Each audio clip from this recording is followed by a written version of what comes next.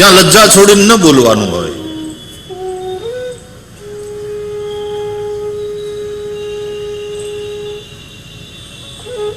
એમાં કઈ ઊંચ અને નીચની આ પશ્ચિમની વિચારધારા છે કે હવે એમાં સંકોચની શું, કઈ કોઈ ઊંચું નથી, કોઈ નીચું નથી.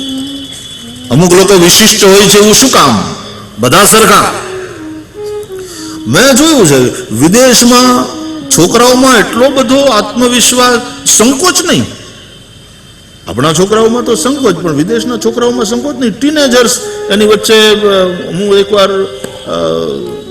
કોઈ ક્વેશ્ચન આન્સર સેશન હતું એટલે હું ગયો હતો, તો આનંદ કર્યો. અમે પ્રશ્નોત્તરી થઈ અને અંગ્રેજીમાં મને આવડતું હતું એવું એની હારે બોલ્યો ને સમજાવવાની કોશિશ કરી. 2 કલાક મજા કરી અને પછી જેવો બહાર નીકળતો હતો ને એટલે એક ટીનેજર આવીને મારી સામે હાથ મેળવ્યા, સેકન્ડ કર્યા, મને કે mister Ojha, we enjoyed a લોટ.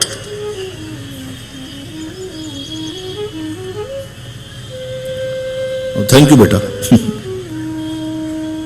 એ ત્યાંનું કલ્ચર છે, એને ખબર જ નથી. આ એમાં એનો વાંક નથી કે એ છોકરો ખરાબ છે, એમ નહીં. મેં તો એને કીધું બેટા thank you very much, I also enjoy, love and blessing. પણ એ હાથ નહીં જોડે, પગે નહીં લાગે, એ શેક હેન્ડ કરે.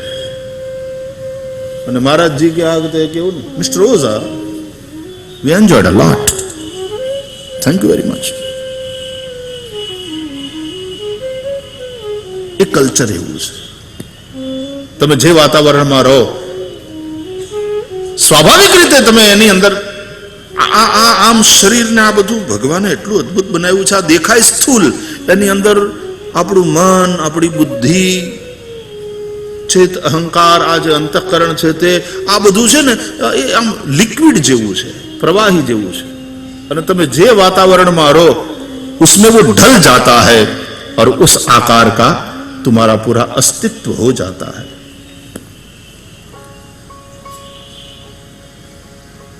तुम्हारा वो जो सूक्ष्म जीवन है, यानी तुम्हारे जो भाव हैं, तुम्हारे जो विचार हैं, तुम्हारा जो व्यवहार है, वो उसके अनुरूप हो जाता है. જે આકારમાં નાખ્યું હોય, જે બીબું હોય એની અંદર નાખો ને પછી ઠરી જાય. એમ જે 15-20 વર્ષથી અમેરિકામાં ઠરી ગયા હોય, કેનેડામાં ઠરીને ઠામ થયા હોય, પછી એ બીબું એનું બદલાઈ જાય ઘણી વાર.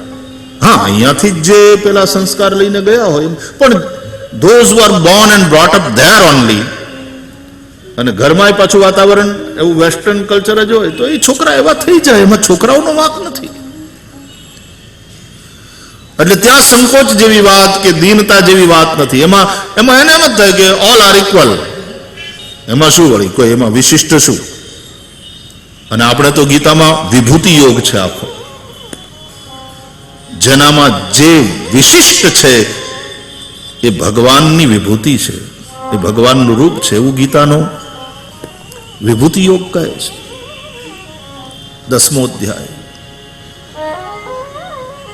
અને આની પછવાડે બહુ સુંદર મનોવિજ્ઞાન છે કે જેનામાં જે શ્રેષ્ઠત્વ છે, કે જે વૈશિષ્ટ્ય છે, એમાં ભગવાનની વિભૂતિને જુઓ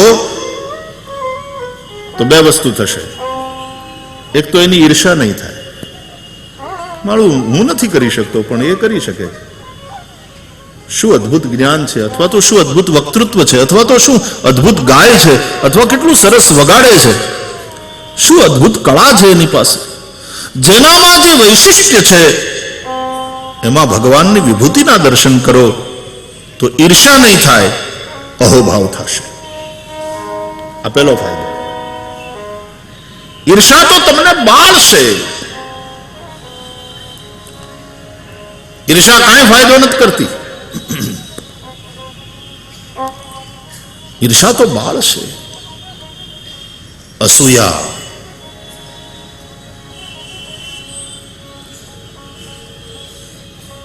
એમાં ભગવાનની વિભૂતિને જોઈએ તો ઈર્ષા નહીં, અહોભાવ થાય.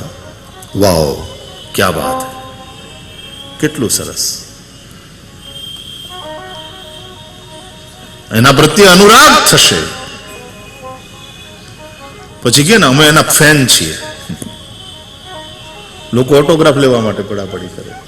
એની યાર ફોટો પડાવવા માટે થઈ અને ઉત્સુક હોય, અને આમ ઓટોગ્રાફ મળી જાય કે એક ફોટો ક્લિક કરવાનું મળી જાય તો ઉછળે, બધાને બતાવે જો મારો ફોટો એની સાથે. અહોભાવ, અનુરાગ.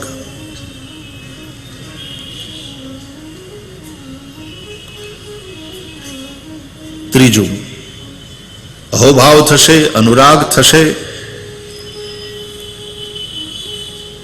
એ પ્રેરક બનશે. તમને પ્રેરણા મળે એનાથી અને તમે આગળ વધો. તો ઈર્ષા કરવાને બદલે તમે એના અનુરાગી થયા છો, એના ફેન થયા છો, તો એ કોઈક ને કોઈક રીતે તમને મદદ કરશે. તમે પૂછશો તો તમને જવાબ મળશે.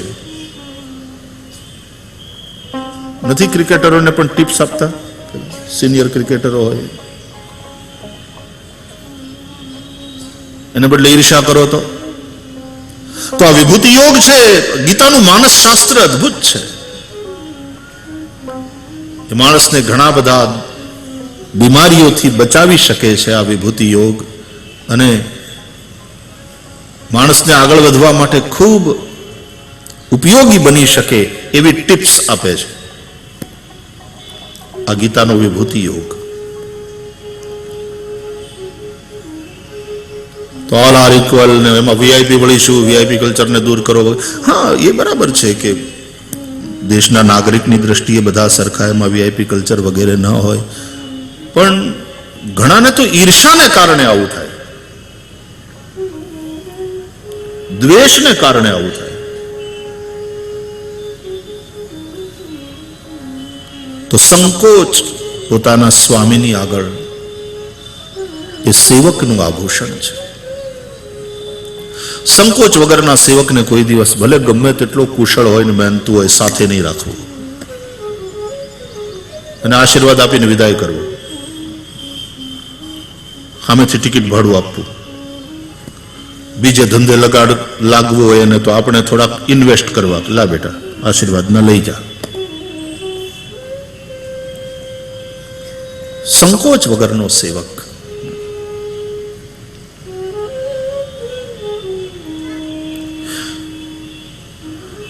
સૌરાષ્ટ્રમાં જ એક બાપુને ત્યાં મેં જોયેલું, એનો સેવક એની ગાડી ડ્રાઈવ કરે અને એને ત્યાં જ ઉત્સવ ને પછી જવાનું હતું બહાર, એટલે હવે એ જીમ્યો નહીં હોય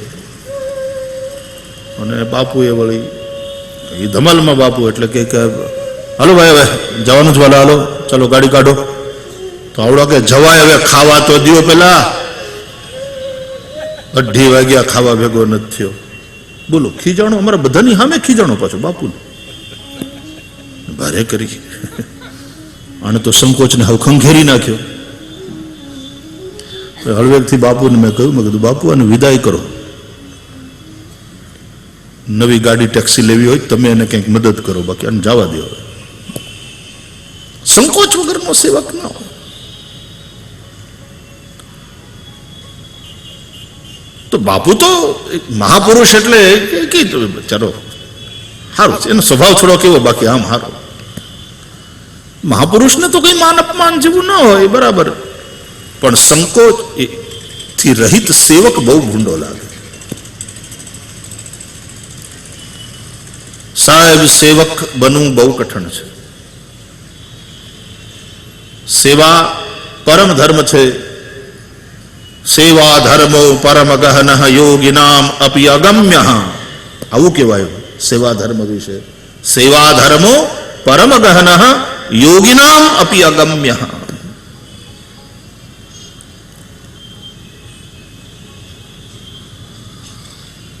એ અભિમાન કરે બાર કે હું જેવો તેવો. સુતીક્ષ્ણજીએ માગ્યું ને રામાયણમાં,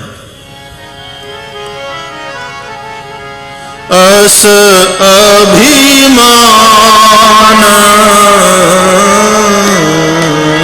જાહી જની ઘોર.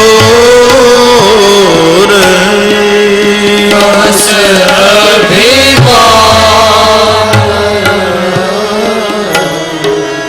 જાહી જની ઘોર.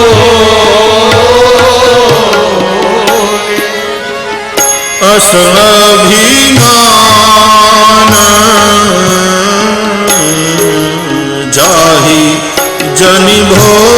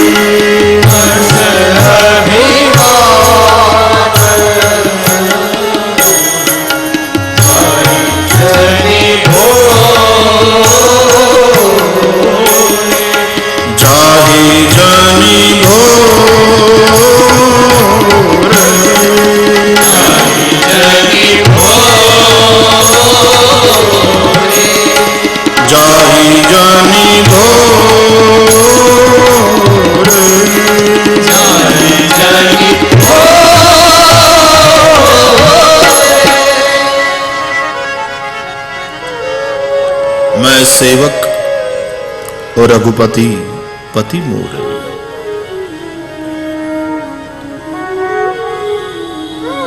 सेवक थવું બહુ કઠણ છે, સ્વામી થવું સહેલ છે, સેવક થવું કઠણ। સેવા ધર્મ પરમ ગહન।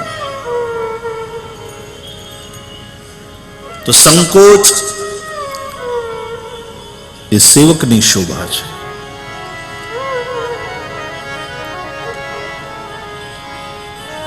દૈન્ય આવી દીનતા સાથે બેસે, આવી દીનતાથી જે યુક્ત હોય એવાને આ ધન આપવું। દેયમ દીન જનાય ચ વિત્તમ। આનું દાન થાય, આનું વિતરણ થાય, વિક્રય નહીં। આ વહેંચાય, વેચાય નહીં। વિદ્યા વિક્રયને આપણા ધર્મમાં પાપ ગણવામાં આવ્યું। રસ વિક્રય, કન્યા વિક્રય, ગો વિક્રય, આ બધું પાપની શ્રેણીમાં આવે છે।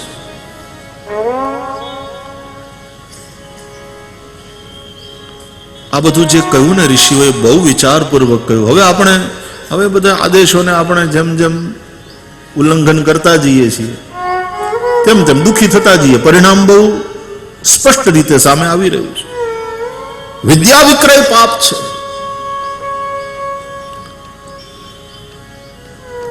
ગુરુને જે મળે છે દક્ષિણા છે।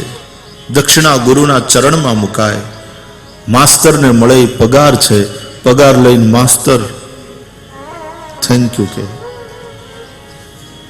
ત્યાં શિષ્ય કૃતજ્ઞતા ભાવે ગુરુના ચરણમાં દક્ષિણા મૂકે અને એક સંકોચ સાથે કે તમે અમને જે આપ્યું એની કિંમત રૂપિયા પૈસામાં ન થઈ શકે। અમારી આટલી સેવા હે ગુરુદેવ સ્વીકારશો તો અમને ઉપકૃત કરો, અમે ધન્ય થઈશું। ये क्या अद्भुत ऊंचाई है रिश्तों की, ये क्या अद्भुत ऊंचाई है परस्पर के भावों की। આપણો દેશ આચરણની આ ઊંચાઈ ઉપર ઉભો છે। અમુક બાબતોમાં પશ્ચિમનું આંધળું અનુકરણ કરવાની જરૂર નથી અને અમુક બાબતો પશ્ચિમની જે અપનાવવા જેવી છે એમાં આપણે પશ્ચિમનું છે એટલા માટે અમે ન કરીએ એવી મૂર્ખાઈ રાખવાની જરૂર નથી. અમુક વસ્તુઓ છે જે પશ્ચિમથી આપણે શીખી શકીએ છીએ.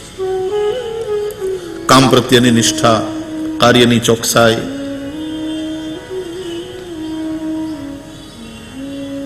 પ્રોફેશનલ એક્સલન્સ, ઘણું બધું શીખવા જેવું છે. એ શીખીએ, પણ આંધળું અનુકરણ કરવાની આપણી મુશ્કેલી એ છે કે લેવા જેવું નથી એ તરત લઈ લઈએ છીએ, અને જે લેવા જેવું છે મળા વિદેશ આંટો મારી આવે લે પ્રજાને પૈસે. શું કામ? તો કે અભ્યાસ ટૂર છે, આનંદ કરી આવે 5 સ્ટાર હોટેલોમાં. બરાબર, જવું જોઈએ, જાણવું જોઈએ, પણ પછી અહીંયા આવ્યા પછી કેટલું ઇમ્પ્લિમેન્ટ કર્યું? મને એવી ખીજ ચડે, ન ચડવી જોઈએ પણ ચડે. હવે તો સમાચાર આવતા થોડા ઓછા થઈ ગયા, નહીં તો ટીવીમાં ફલાણે ઠેકાણે બોરમાં, ખુલ્લા છોડેલા બોરમાં કોઈ બાળક પડી ગયું અને પછી બધા ભેગા થયા અને તરત ટીવી ચેનલ્સ બધી ત્યાં પહોંચી જાય, લાઈવ એનું બધું બતાવે. હિન્દુસ્તાનની અંદર બધા પ્રાર્થનાઓ કરવા માંડે, મંદિરોમાં જઈને. અલ્હાબાદમાં પ્રાર્થના થઈ રહી છે, આ છોકરો જીવતો નીકળે એ માટે. ફલાણે ઠેકાણે ધૂન બેઠી છે, આ જગ્યાએ પ્રાર્થના થઈ રહી છે. મીડિયાવાળા મિત્રો બતાવે અને એને અંદર લિક્વિડ ફોર્મમાં એને ખોરાક આપવામાં આવી રહ્યો છે. હજી અંદરથી એ રડે છે, એનો અવાજ આવી રહ્યો છે. એના મા બાપને બતાડવામાં આવે, એની મા રોતી હોય, બાપો મૂંઝાયેલો હોય, એને ટીવીમાં બતાવવામાં આવે, બધાને સાંત્વના આપતા હોય, અને સરકારી મહેકમા કામ પે લગા હોતા. હવે કેવી રીતે કરવું ને આની અંદરથી તો આમ જવાય એમ નથી, એટલા માટે એવો બીજો ખાડો બાજુમાં કરવામાં આવી રહ્યો છે, અને પછી ત્યાંથી આમ લઈ જવામાં આવશે ને આડાદાર દેવામાં આવશે એમ. અને બાળક સુધી પહોંચવામાં 7 કલાક વીતી ગયા છે ઓપરેશનમાં, અને હજી કેટલો સમય લાગે કંઈ નક્કી નથી, વગેરે વગેરે વગેરે. પણ એલા એ બોર કર્યા પછી એને ખુલ્લા છોડો છો શું કામ? તમે શું કામ કાળજી નથી લેતા? એટલી તમારા છોકરાઓ રમે છે ત્યાં આંટા મારતા કોઈ પણ માણસ પડી જાય એટલી અક્કલ નથી તમને?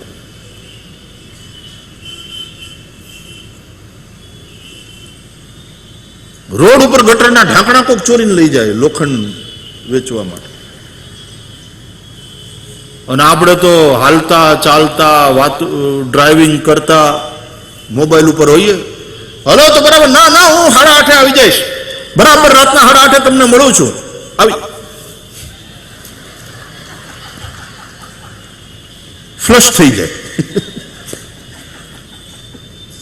હેઠ જ પાછું મોટો હોય પણ ફ્લશ થઈ જાય. ક્યા બેદરકારી હૈ, ક્યા લાપરવાહી હૈ. આવું બધું આપણે નથી શીખી શકતા. એ વિદેશોમાં મેં જોયું નથી ક્યાંય. સ્વિટ્ઝરલેન્ડમાં કથા માટે ગયા હતા, શું ચોખાઈ, શું વ્યવસ્થા. જેટલા વૈષ્ણવો બધા આવ્યા હતા બધા એ જ. ગટરનું પાણી જે બહાર નીકળતું હતું એને પણ ટ્રીટ કરીને એવી રીતે ગટરના પાણી એટલા બધા ચોખ્ખા, આવું કહેવાય નહીં પણ આપણને નાવાનું મન થાય એવા ચોખ્ખા. અને આપણે નદીઓમાં જમનાજી પણ આચમન કરવાની હિંમત જોઈએ.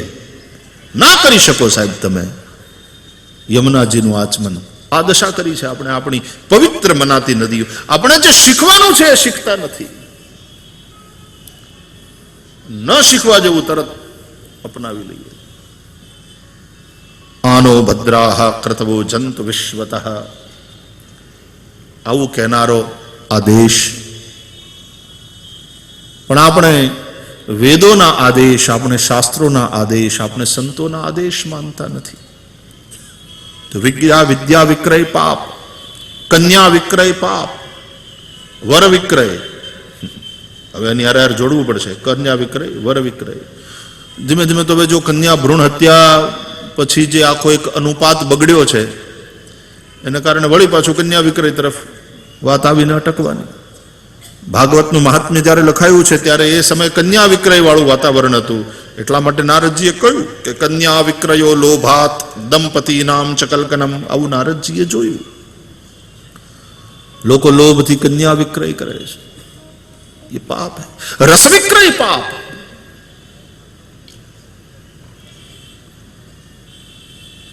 તો આ બધું પાપની શ્રેણીમાં હતું વાલા. હવે આ બધું જ વેચાવ, પાણી વેચાવા માંડ્યા. તો હવા વેચાય છે. મુંબઈમાં વચ્ચે એક એવો સ્ટુડિયો થયેલો, એવું એક સ્થાન બનાવવામાં આવેલું, અને પ્રદૂષણથી મુક્ત થઈને તમે ત્યાં અંદર બેસો ને તો તમને શુદ્ધ ઓક્સિજન મળે, શુદ્ધ હવા મળે. 1 કલાક બેસવાના 150 રૂપિયા. ત્યાં પછી તમે બેઠા બેઠા ટીવી જુઓ, ત્યાં બેઠા બેઠા તમે મેગેઝિન વાંચો, और शुद्ध हवा फेफड़ों में भरो. घंटा भर वहां बैठो, 150 રૂપિયા. હવે એ ચાલુ છે કે બંધ થઈ ગયું ખબર નથી, પણ એવું ખુલ્યું હતું. શુદ્ધ હવા વેચાય. હા, ચાલુ છે, દિલ્હીમાં છે. મેટ્રોપોલિટન સિટીઝમાં આવું બધું કરવું પડશે. આપણે બધું પ્રદૂષિત જ કર્યું. પાણીને, હવાને, વિચારોને, वातावरण है ये ईश्वर की वाणी और हम आदेश नहीं मानते तो दुखी ही होना पड़ेगा. ईश्वर की वाणी को, उसका आदर नहीं करेंगे, उस आदेश को नहीं मानेंगे तो विश्व की मानवता को इसका खामियाजा भुगतना पड़ेगा. અત્યારે ઋતુચક્ર જે આખું ડિસ્ટર્બ થઈ રહ્યું છે, આખા વિશ્વની અંદર પર્યાવરણનો પેચીદો પ્રશ્ન, લોકો દુખી છે, અને એનું કારણ આ આદેશોનો અનાદર. તો ગમે તે ધર્મ, ઇસ્લામ હોય, ઈસાઈ ધર્મ હોય, બૌદ્ધ હોય, હિન્દુ હોય, જૈન હોય, યહૂદી હોય, દુનિયાના ગમે તે ધર્મ, પણ એની વાતો, એમાં કહેવાયેલી વાતોનો જો અમલ નહીં કરીએ તો વિશ્વની માનવતાએ દુઃખી થવું પડે. મુશ્કેલી એ પછી એ ધર્મોય તે અમારું જ સાચું એમ કરીને જે નથી કરવાનું એ કરવામાં લાગી પડ્યા. અંદર અંદર ધાર્મિક સંકીર્ણતાને હિસાબે બાંધવા માંડ્યા, એટલે કોમને નામે ઝઘડા થાય. ક્યારેક તો માણસને શું થઈ ગયું છે, થઈ ગયું છે શું? કેવું ગાંડ પણ ઉપડ્યું છે. ધર્મના નામે વ્યવસ્થા ઠીક થવી જોઈએ ને બદલે ધર્મને નામે લડે છે, વ્યવસ્થા બગાડે. પૂજ્ય નારાયણદાસજી મહારાજને સરકારે કબીર એવોર્ડ આપેલો, અને મને યાદ છે કે એ વખતની શોભાયાત્રા જેનું મેં ગઈકાલે સ્મરણ કર્યું, સૌથી શ્રેષ્ઠ જો સ્વાગત થયું હોય તો મુસ્લિમ વિસ્તારમાં મુસ્લિમ ભાઈઓ દ્વારા સ્વાગત થયેલું શોભાયાત્રાનું મને હજી પણ યાદ છે. અને અહીંયા નડિયાદમાં સંતરામ મંદિરની પરંપરા અને એને લઈને અહીંયા કંઈ કોમી અને કદાચ થાય તો અહીં સંતરામ મંદિરમાંથી મહારાષ્ટ્રીનો એક આદેશ જતો કે શાંતિ વાલા, શાંતિ, અને આખા ગામમાં શાંતિ. That's it. એક મહાપુરુષનું આવું વ્યક્તિત્વ, આવું પ્રેમાળ વ્યક્તિત્વ, એની બથ એવડી. આમે મહારાજ બહુ આજાનું બાહુ મહાપુરુષ, એની બથ એવી કે આખું નડિયાદ, આખો વિસ્તારી બથમાં આવી જતો, કે વાત્સલ્યપૂર્ણ બથમાં, જ્યાં બધાય પોતાના અને દરેકના કલ્યાણની જ વાત. અને મહાપુરુષનો એક આદેશ, એક સંદેશ નીકળે, શાંતિ. કર્ફ્યુ શું કરે? કર્ફ્યુ દબાવી રાખે. જ્યારે આ આદેશ, આ પ્રેમનો સંદેશ અંદરથી નફરતના ઝેરને કાઢી નાખે.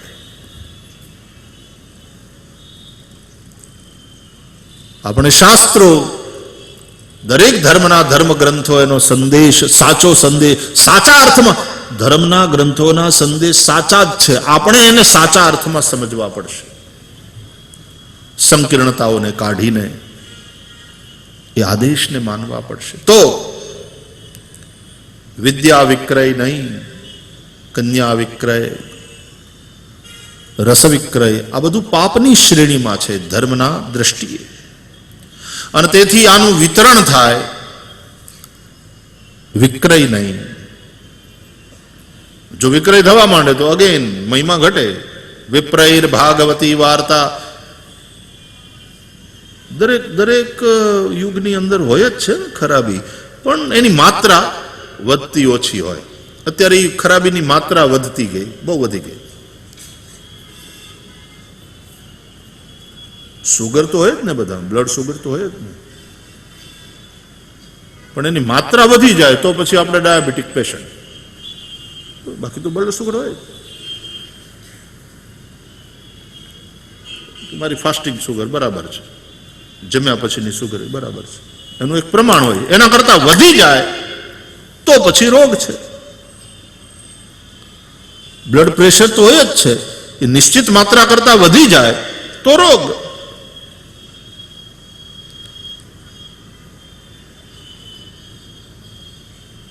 તો એ કાળે હતું.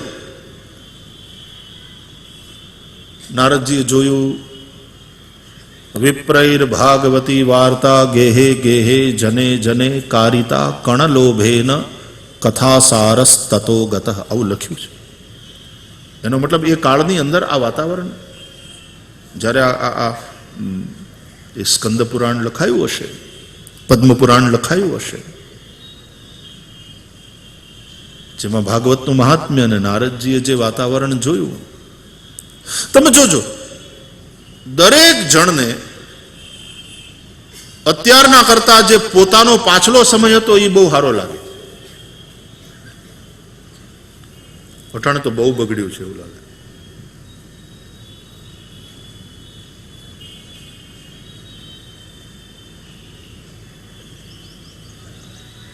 એ આપણા બાપ દાદા હતા, એ પોતાના બાળપણને યાદ કરે તો એ કે તેથી તો બહુ સારું હતું, અટાણે તો હાવ.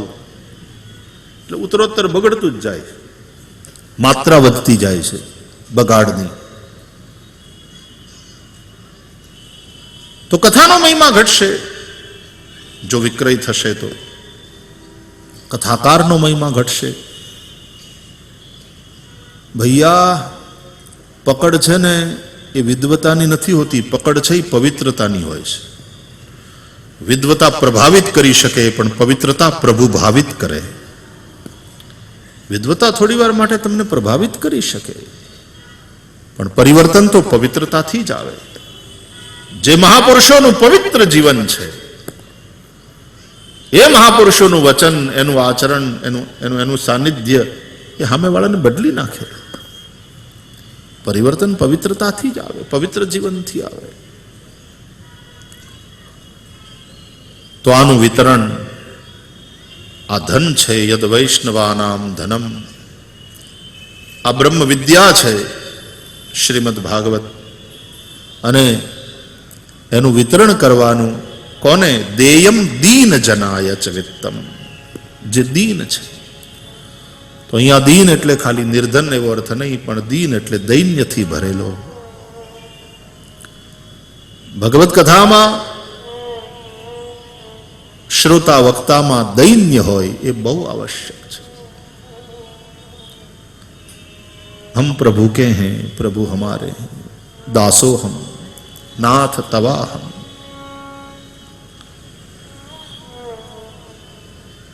આપણે ત્યાં આપણે મંદિરમાં જમતા નથી, મંદિરમાં કંઈ ખવાય નહીં. મંદિરમાં પ્રભુની સામે આ બધું કરવું એ અપરાધ છે.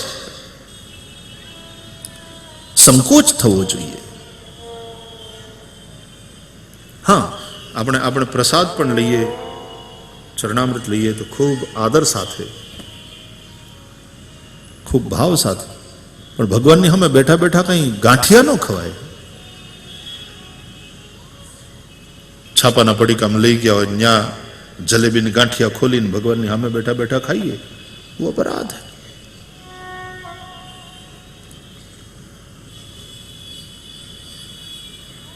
તો આ દાન દેવાઈ રહ્યા છે જ્યોતને અજવાળે. જ્યોતને અજવાળે રૂડા દાન દઈએ, હા એ હા રે હા.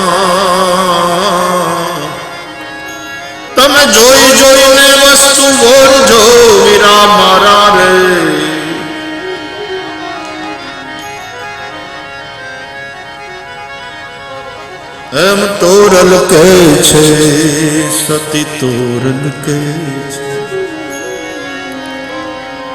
અહીંયા જો તમે અજવાળે રૂડા દાન દેવાઈ રહ્યા છે, એમાંથી તમને જે ગમે તમે જોઈ જોઈને વસ્તુ વોરજો, તમે અફોર્ડ કરી શકો કે હા આ અમે જીવનમાં કરી શકીએ એવી વાત છે, આ થશે, આ નહીં થઈ શકે, તમે અફોર્ડ કરી શકો એવી વાતને લો, ઉઠાવો, જોઈ જોઈને વસ્તુ વોરજો. તો શ્રી સંતરામ મહારાજની અખંડ દિવ્ય જ્યોતિને અજવાળે આ દાન દેવાઈ રહ્યા છે, પ્રભુના ગુણગાન થઈ રહ્યા છે. ભાગ્યશાળી છીએ આપણે, સ્વયં શ્રી કૃષ્ણે આપણને hello excuse me, come here, I want to talk to you, આવું કહીને બોલાવ્યા છે, બાવડું પકડીને બેસાડી દીધા છે અને પ્રભુ આપણી સાથે સંવાદ કરી રહ્યા છે.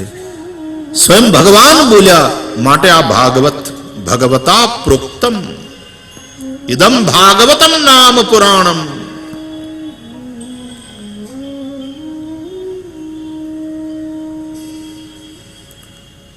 ગઈકાલે પૂજ્ય ભરતદાસજી મહારાજે બહુ ટૂંકામાં સમજાવી દીધું. ભાગવત, ભા ભક્તિ, જ્ઞાન, વૈરાગ્ય, ત એટલે તપ. યત્ર જ્ઞાન વિરાગ ભક્તિ સહિતમ નૈષ્કર્મ્યમાવિષ્કૃતમ તચ્છૃણવન પ્રપઠન વિચારણ પરો ભક્ત્યા વિમુચ્ચે નરઃ, ભક્ત્યા વિમુચ્ચે નરઃ.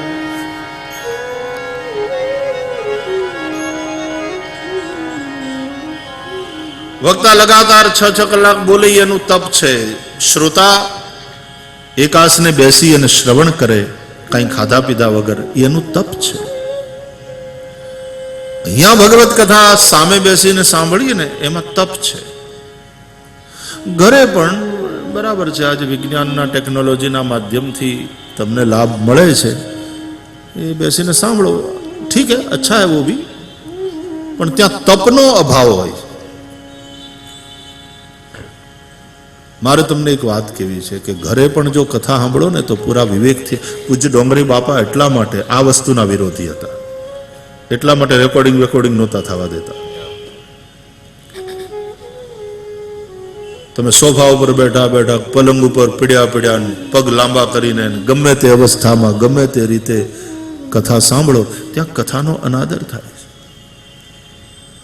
શ્રવણમાં આદર નહીં હોય તો એ શ્રવણ એટલું લાભપ્રદ નહીં બને. શ્રવણ પ્રત્યે આદર, શ્રવણમાં આદર, તમે જે સાંભળી રહ્યા છો એમાં આદર. ના સમજાય તો અલગ વસ્તુ, પાછું પૂછવું, પણ ના સમજાય એટલે અનાદરપૂર્વક હવે બોગસ, કેવી બોગસ વાતો કરે, એવો અનાદર નહીં કરવા. ન સમજાય તો એમાં આપણી ક્યાંક ખામી છે, વારંવાર પૂછો. અર્જુનને નથી સમજાયું તો વારંવાર પ્રશ્નો કર્યા, પણ અનાદર નથી કર્યો. કેટલાક લોકો બહુ ભણેલા ગણેલા ને દૈન્ય ન હોય ને એને કારણે આ થાય, દૈન્ય નહીં એટલે એમ કે કયા જમાનાની વાતો કરે, અત્યારે સમય બદલાઈ ગયો. કથાકારો બધા શ્રવણમાં અનાદર. એટલા માટે કહે છે કે ગ્રંથ પ્રત્યે આદર, વક્તા પ્રત્યે આદર, શ્રવણમાં આદર, આ આવશ્યક છે કથા શ્રવણ કરતી વખતે. વાત ન સમજાય એ અલગ વાત છે, પણ કોઈ વાત ખોટી નથી, અને ખોટી હોય તો આ ગ્રંથમાં લખી ન હોય. આ તો સત્યમ પરમ ધીમહીની યાત્રા કરાવનારો ગ્રંથ છે, કોઈ વાત ખોટી નથી.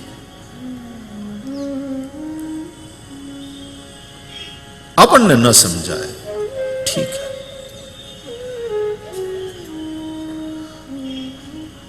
ના સમજાય તો કઈ વાંધો નહીં, એક બાજુ મૂકો, પછી પાછા પ્રશ્ન કરજો, અને જે સમજાઈ જાય તમને એફોર્ડ કરી શકો એવું લાગે કે હા આ જીવનમાં ઉતારી શકાય એવું છે, તો તમે જોઈ જોઈને વસ્તુ વોરજો વીરા મારા રે. હે સતી તોરલ કે છે, તોરલ કે છે, જ્યોતને અજવાળે રૂડા દાન દઈએ હમ.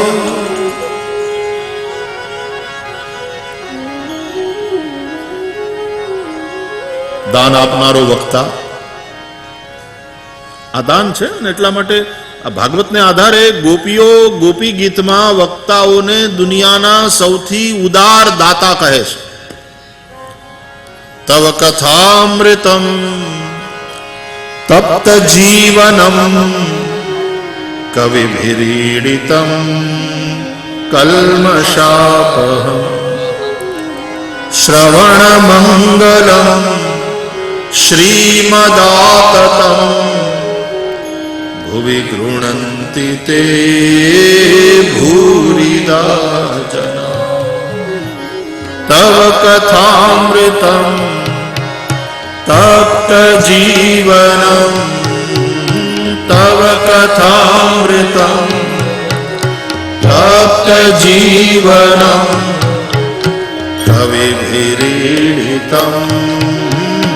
કલ્મષાપહમ કવિભીરીડિતમ કલ્મષાપહમ શ્રવણ મંગલમ શ્રીમદાતતમ શ્રવણ મંગલમ શ્રીમદાતતમ શ્રવણ મંગલમ શ્રીમદાતતમ શ્રવણ મંગલમ શ્રીમદાતતમ ભુવિ ગૃણંતિ તે ભૂરિદા જના. ગૃણંતિ તે ભૂરિદા જના. ભુવિ ગૃણંતિ તે ભૂરિદા જના.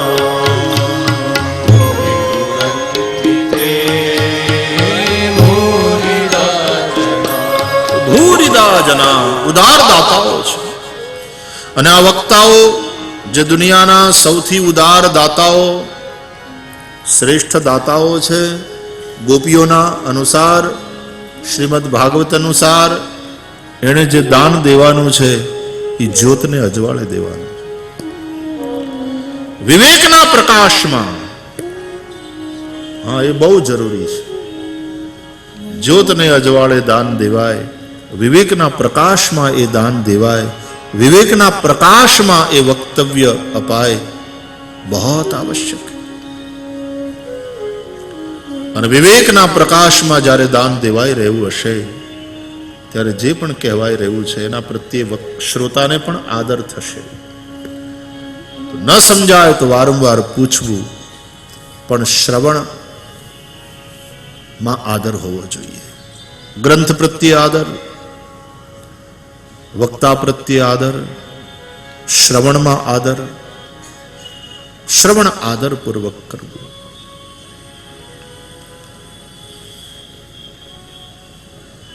તો વિવેકના પ્રકાશમાં જ્યોતુને અજવાળે કેટલીક વાતો અહીંયાથી કહેવાશે.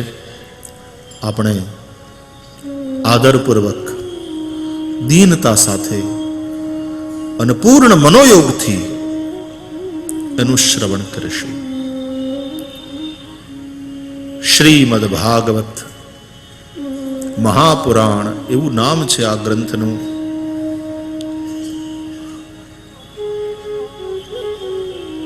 ઘણી બધી વાર આપણે ચર્ચા કરી છે. શ્રીયાયુતમ શ્રીમત, જે શ્રીથી યુક્ત છે તે શ્રીમત. શ્રી શોભા, શ્રી સંપત્તિ, શ્રી ભક્તિ એનાથી યુક્ત છે તે શ્રીમત. આના જેવું સૌંદર્ય તમને બીજે ક્યાં મળે? આ જ સૌથી શ્રેષ્ઠ ધન છે. અને આ ભક્તિ પ્રધાન ગ્રંથ છે.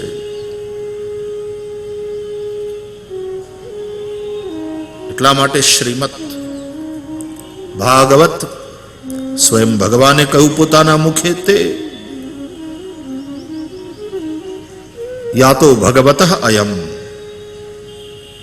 ये भगवान ही है, इसलिए भागवत। अयम ने इदम ने बधु लागे आना माटे। इदम भागवतम नाम पुराणम ब्रह्म संहितम इदम।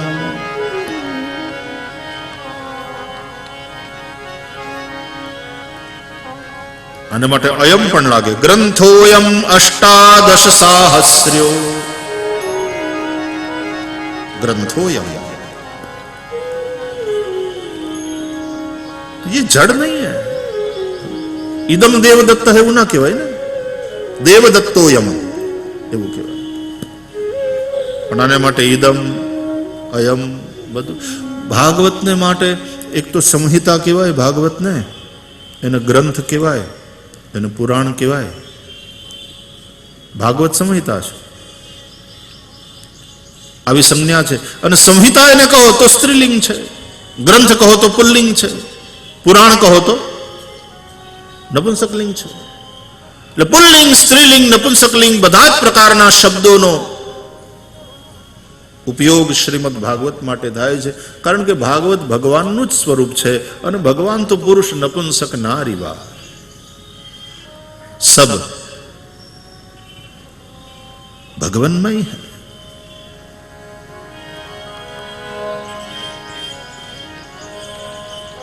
તો સાક્ષાત ભગવાનનું આ વાંગમય સ્વરૂપ છે ભગવત અયમ, એટલા માટે એનું નામ ભાગવત। પુરાણ, આમ તો પુરાણ એટલે પુરા આપી નવમ ઇત્યાદિ તમે જાણો છો, જે પુરાતન હોવા છતાં નિત્ય નૂતન છે પુરાણ। અને પુરાણના 5 લક્ષણ પણ ભાગવતના 10 લક્ષણ છે। અત્ર સર્ગો વિસર્ગશ્ચ સ્થાનમ પોષણમૂતયઃ મન્વંતરેશાનુકથા નિરોધો મુક્તિરાશ્રયઃ, મહાપુરાણ છે આ। પણ પુરાણનો એક અર્થ એવો કરવાનું મન થાય આમ વિનોદમાં, આપણા વ્યવહારના જગતના સાથે સાંકળીને, કે આપણા જીવનમાં ખાડા બહુ પડી ગયા, આ પુરાણ છે। પુરાણ કરવું પડે ને, ખાડા ભરવા પડે, બહુ ખાડા પડી ગયા। અધૂરપ, અસંતોષ, હા એ બહુ છે। વ્યાસજીએ વેદને વ્યવસ્થિત કર્યા, વેદ પરંપરા ચલાવી, પુરાણો રચ્યા, છતાંય સંતોષ ન થયો, ઓલો ખાડો ક્યાંક હતો। એટલે આ પુરાણ અને ખાડો ભરાઈ ગયો, સંતોષ થઈ ગયો।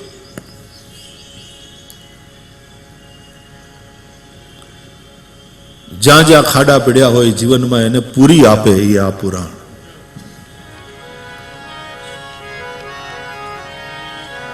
બૌદ્ધિક ખાડો હોય, ભાવનાત્મક ખાડો હોય, એ સાંસારિક આવશ્યકતાઓનો ખાડો હોય, એ પૂરી આપે। કારણ કે આ તો ભુક્તિ મુક્તિ બધું આપે।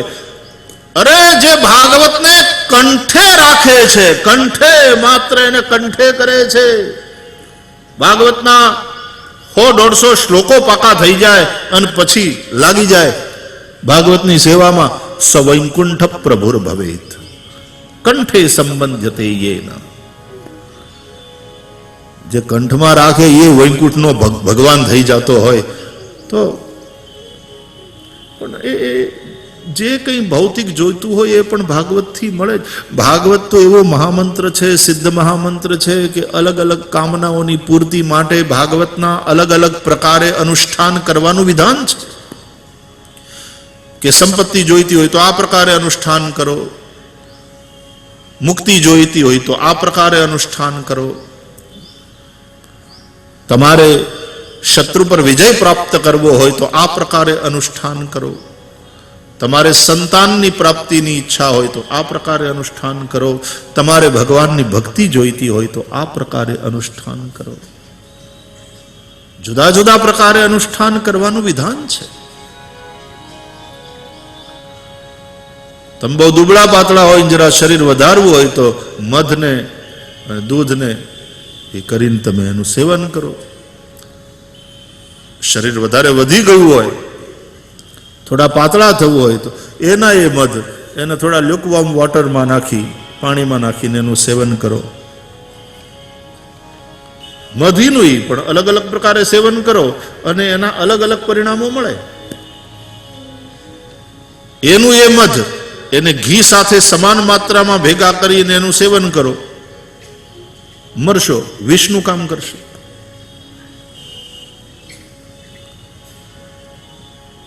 મધ એનું એ છે. અલગ અલગ પ્રકારે એનું સેવન કરતા એનું પરિણામ અલગ અલગ મળે છે. એમ શ્રીમદ ભાગવત એનું એ અલગ અલગ કામનાઓની પૂર્તિ માટે ભાગવતનું અલગ અલગ પ્રકારે અનુષ્ઠાન કરવાનું વિધાન છે. જેને ભુક્તિ જોઈતી હશે એને ભુક્તિ મળશે, જેને મુક્તિ જોઈતી હશે એને મુક્તિ મળશે, જેને ભક્તિની ઈચ્છા હોય એને ભક્તિ, જે ખાડો હશે એ આ પુરાણ પૂરી દેશે. જેને જે જોઈતું હશે એ મળશે. પુરાણ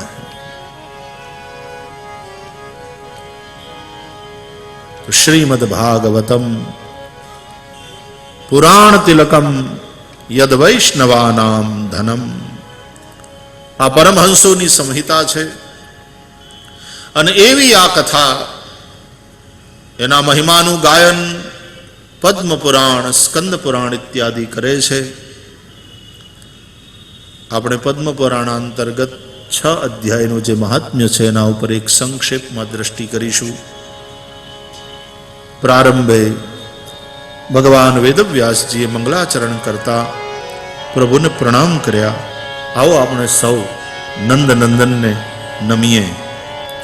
સચ્ચિદાનંદ રૂપાય સચ્ચિદાનંદ રૂપાય સચ્ચિદાનંદ રૂપાય સચ્ચિદાનંદ રૂપાય વિશ્વોત્પત્યાદિ હેતવે વિશ્વોત્પત્યાદિ હેતવે વિશ્વોત્પત્યાદિ હેતવે વિશ્વોત્પત્યાદિ હેતવે તાપત્રય વિનાશાય તાપત્રય વિનાશાય તાપત્રય વિનાશાય તાપત્રય વિનાશાય શ્રી કૃષ્ણાય વયમ નમઃ શ્રી કૃષ્ણાય વયં નમઃ શ્રી કૃષ્ણાય વયમ નમઃ શ્રી કૃષ્ણાય વયં નમઃ શ્રી કૃષ્ણને અમે સૌ નમસ્કાર કરીએ છીએ. કોણ કૃષ્ણ? કેવા કૃષ્ણ? બોલે જે સચ્ચિદાનંદ સ્વરૂપ છે.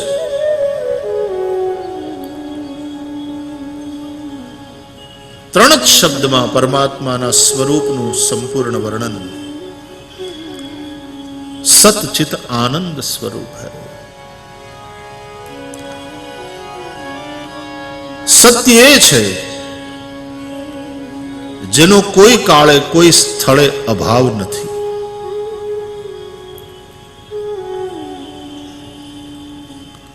ના ભાવો વિદ્યતે સતઃ. જે શાશ્વત છે, જે નિત્ય છે. सत्य ये है जो अखंड है, जिसको टुकड़ों में नहीं बांटा जा सकता. वो सत्य पूर्ण नहीं होता है. सत्य कभी आधा नहीं हो सकता. अर्ध सत्य शब्द भ्रामक है. There are few misguiding words.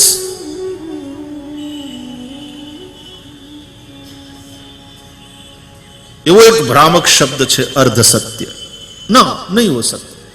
ये शशशृंग की तरह है, ससला ना शिंगड़ा.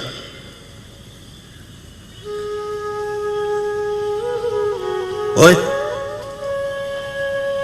સસલાના શિંગડા હોય બોલવામાં શું જાય સસલાના શિંગડા આજ તો સસલું જોયું શું મજાના શિંગડા હતા એના હાલ હાલ રેવા દે સસલાના શિંગડા ના હોય લોકો કે યુધિષ્ઠિરે અર્ધ સત્ય કહ્યું અશ્વત્થામા હતઃ नरो वा कुंजरो वा अर्ध सत्य को अर्ध सत्य होता ही नहीं या झूठ होता है या सच होता है आधा सच नहीं होता सत्य को खंडों में बांटना संभव नहीं वो पूर्ण नहीं है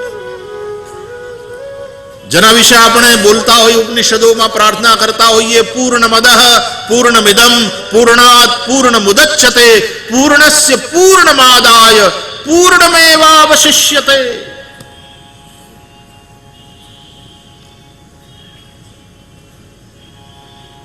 वो आधा नहीं हो सकता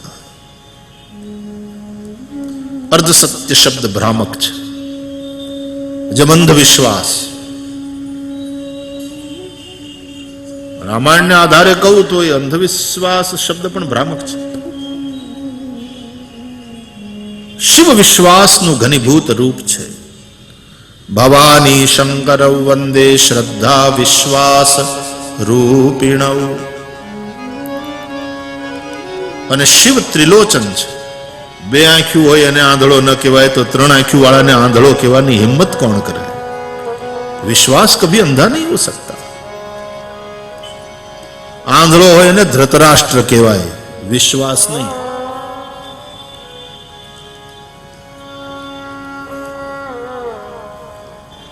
विश्वास अंधा नहीं होता है विश्वासनी पासे तो त्रीजी दृष्टि होय छे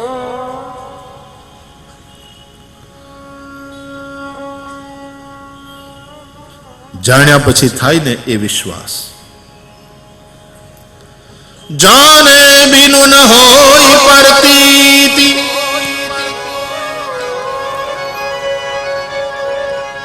बिनु प्रतीति होय नहीं प्रीति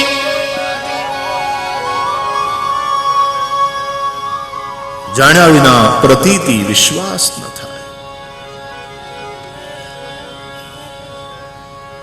અને શિવની માથે તો જ્ઞાનની ગંગા વહે છે शिव सर्वज्ञ है विश्वास का घनीभूत रूप है राम सर्वज्ञ है तब रघुपति जानत सब कारण બધું જાણવા છતાં ભગવાન આવી લીલા કરે ભાગવતના પ્રથમ શ્લોકમાં મંગલાચરણમાં પણ जे सर्वज्ञ छे जे स्वयं प्रकाश छे आम कहीने वेदव्यासजी ध्यान करे छे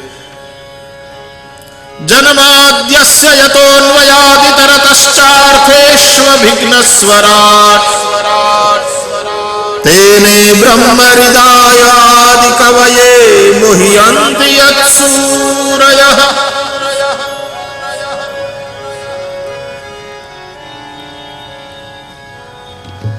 जे सर्वज्ञ छे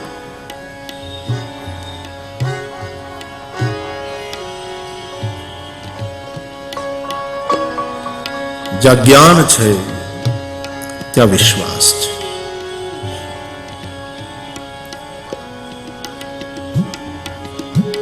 તો જે સત્ય સ્વરૂપ અને સત્ય એ અખંડ છે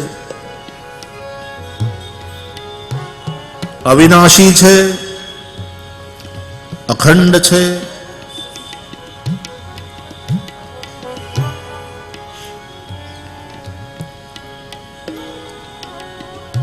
इसलिए अनुभूति जब होती है तो हो जाती है पूरी पूरी वो टुकड़ों में नहीं होती कोई एम कहे कि मारे मन 50% अनुभूति थई गई 50% बाकी है तो समझवानुं बे बे हवे मूंगो रे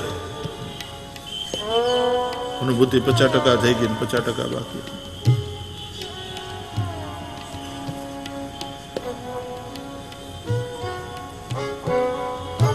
किश्तों में नहीं होती अनुभूति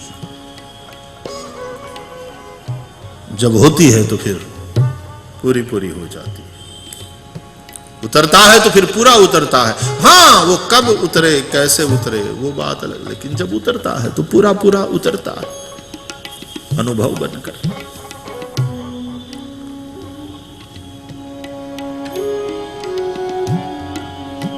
तो ये अविनाशी छे, ये अखंड छे, अव्यय,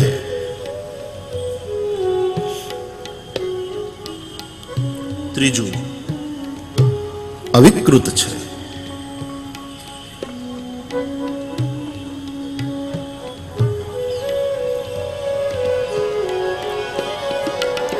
એમાં વિકાર નથી, એ બદલાય નહીં।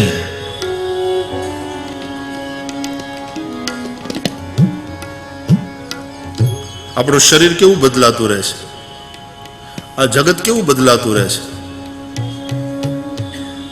પણ આ અપરિવર્તનશીલ છે।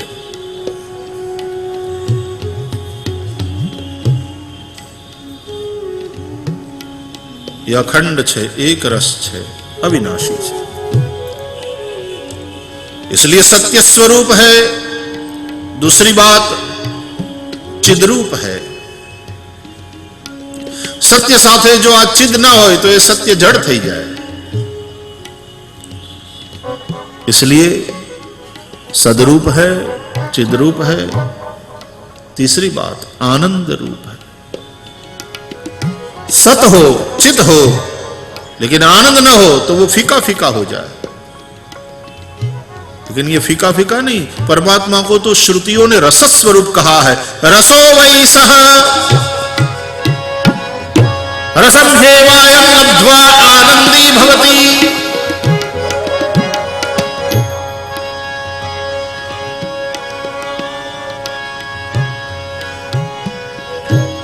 आ ત્રણમાંથી એક પણ ઓછું હોય ને તો પરમાત્માનું સ્વરૂપ ન બને।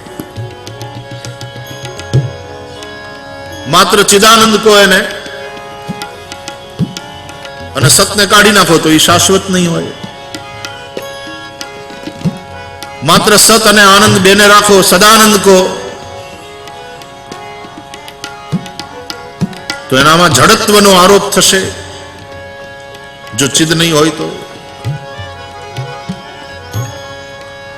અને સત અને ચિત્તને બેને જ રાખો અને આનંદ ન હોય તો એ નિરસ થઈ જશે। તો એને ભજવાનું કોઈ કારણ નહીં રહે। તો સચ્ચિદાનંદ રૂપાય શ્રી કૃષ્ણાય વયમ નમઃ। વિશ્વોત્પત્યાદિ હેતવે શ્રી કૃષ્ણાય વયમ નમઃ। तापत्रय विनाशाय श्री कृष्णाय वयं नमः।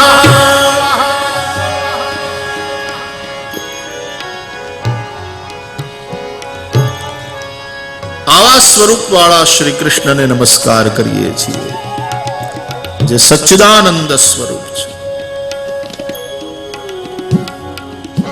बोलिए सच्चिदानंद भगवान की जय। એને નમન કરીએ તો એમાંય પાછા બે હાથ જોડીએ, માથું ઝુકાવીએ અને હૃદયના ભાવથી નમીએ।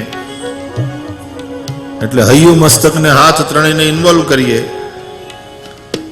તો એમાં સરસ મજાનું કનેક્શન છે કે હાથ છે એનું કનેક્શન સત સાથે, મસ્તકનું ચિદ સાથે અને હૈયાનું આનંદ સાથે। हाथ कर्म सत से संबंधित है, मस्तक विचार ज्ञान चित्त से संबंधित है, हृदय भाव भक्ति आनंद से संबंधित है। सच्चिदानंद रूपाय श्री कृष्णाय वयं नमः।